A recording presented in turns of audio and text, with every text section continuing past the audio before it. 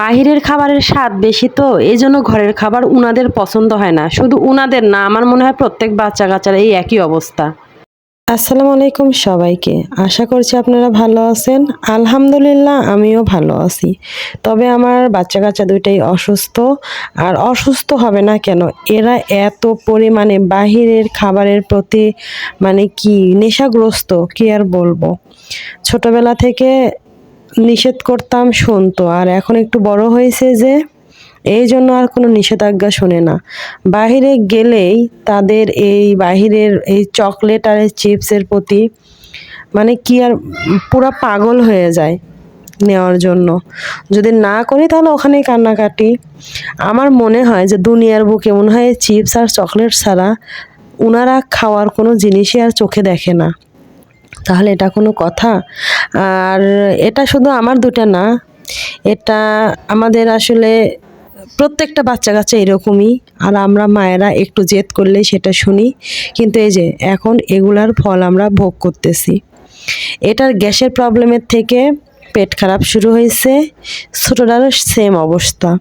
ছোটটা তো যাই হোক বমি করছে। বমি করার পরে ওটা হচ্ছে একটু মানে গ্যাসটা একটু কমছে। কিন্তু এই যে এর হচ্ছে অরুচি, মানে গ্যাসের থেকে আর কোনো কিছু খাবার দাবার খাইতে পারতেছে না। তো যাই হোক এর মাঝেও তার যেহেতু পরশুদিন গত পরশুতে ওর হচ্ছে বার্থডে ছিল, বার্থডে হয়ে গেছে।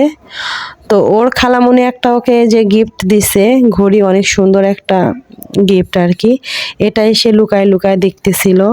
আর কার ভয়ে দেখতেছিল লুকায় লুকায় জানেন? ওই যে ওর একটা যে ভাই আছে ওহি, ওর ভয়ে এই গিফটটা সে কোনো কিছুতেই মানে খুলতে পারতেছিল না। কারণ দেখলেই তো সে ভেঙে ফেলে।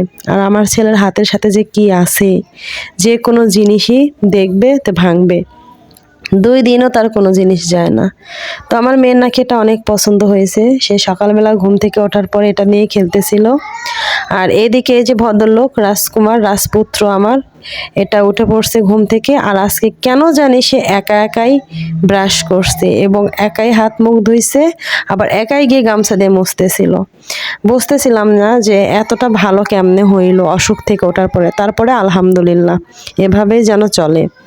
আর এদিকে হচ্ছে আমি ওর সঙ্গে বকবক করতে করতে চুলায় দিয়েছিলাম হচ্ছে কলা সেদ্ধ, কাঁচা কলা সেদ্ধ। কারণ এখন তো আমার বাসায় কলার সিজন চলতেছে, পাকা কলা, কাঁচা কলা।